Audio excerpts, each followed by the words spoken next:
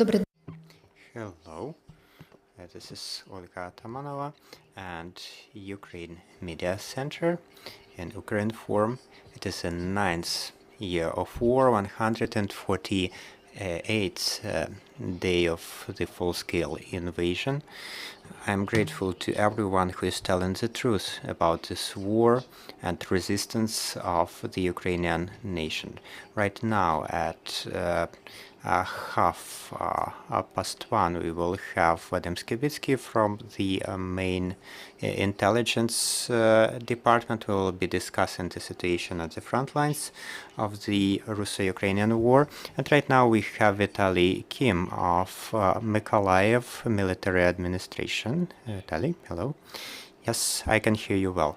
So, Vitaly, we can see the information about the 7 missiles that have attacked Mykolaiv in the morning. Can you tell about the detail?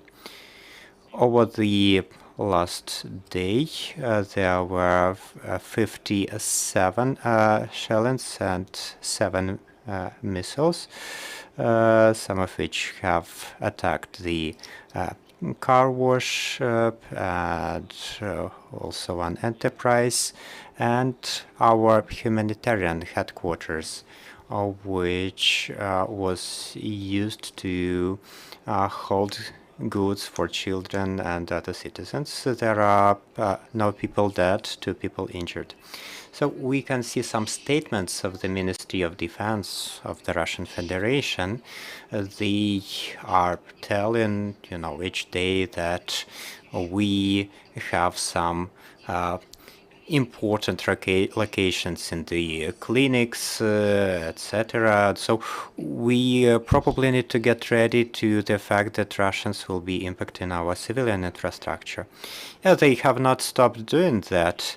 They were attacking civilian infrastructure, and the things that Russians are saying should not really be paid attention to. They are attacking everything they can, and they pretend to have attacked some points of command. They are also saying that we are having them in apartments. It makes no sense. But what are the consequences? What are the destructions that Russians have committed over this time? Over the time of the war, there were about 7,700 facilities destroyed.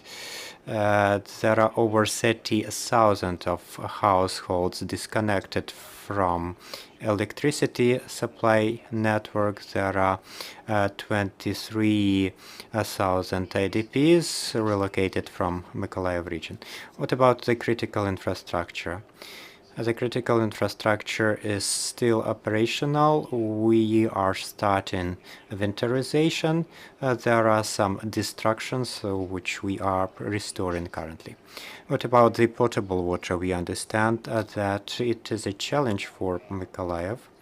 The potable water is being brought by vehicles. As I have mentioned before, the fastest option for the potable water to be available in the taps is for the armed forces of Ukraine to move towards Kherson and to liberate the territories from where the water is taken. So we have noticed that you have started this work with the sabotage groups informing the enemy about the locations. You have promised some rewards. So I believe in a week or 2 I will be able to provide such information, but I can tell that there is very good feedback, and actually many people do not want money for this. They are providing information about potential collaborators free of charge, and in a week or 2, once some information is available, I will provide it. So can you say at least some general number of such messages?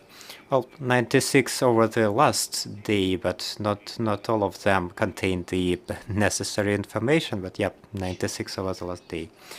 So, speaking of closing the city, what activities are you planning? Well, we are planning the activities together with the military. We are planning to work against the sabotage groups, for the police and for the military to be properly engaged, and we will be checking the addresses where the collaborators can be potentially residing. So, dear colleagues, your questions, please.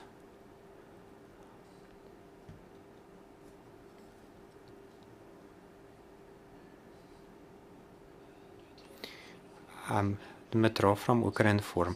Vitaly, can you please tell us what is the most critical challenge in the region, and what are you lacking most?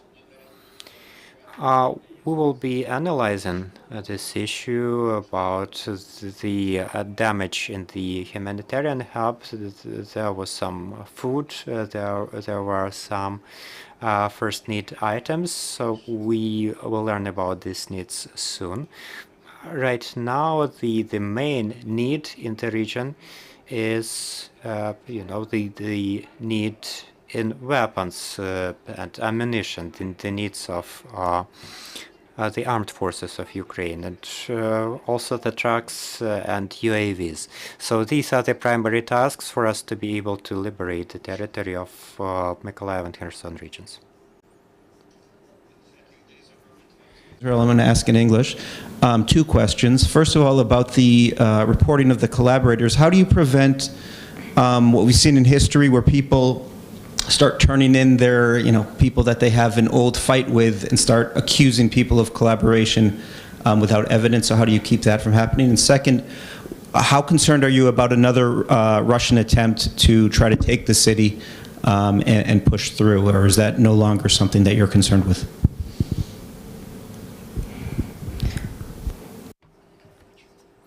So I hope you could hear the questions. I will answer starting from the second question. Right now, Russians do not have any attempts to seize the city. They are just shelling it. They are just terrorizing the citizens. And as for your first question, in order to avoid witch hunting, we have analytical center since March, which is analyzing the potential collaborators, including the ones residing at the temporarily occupied territories. We have a long list of people collaborating with the Russians in the occupied territories, and the same analytical centers right now is processing all the letters coming through this new program, so to speak. Thank you. And now, Vitaly, can you please tell us about the situation with the casualties? We can see the numbers going down. So are people more careful? Are they listening to your advice and following the air raid alerts? Well, I do hope this is correct, because indeed the shellings are happening daily. Of course, people are not ignoring the situation. They are careful about air raid alerts, but also we are just fortunate because the shellings are not very successful, and just the casualties are not numerous. Thank you. Thank you for being with us, and thank you, dear colleagues. Our next briefing is going to take place at 1:30. We will have the representative of the Chief Intelligence Department of the Ministry of Defense. Stay with us. Glory to Ukraine.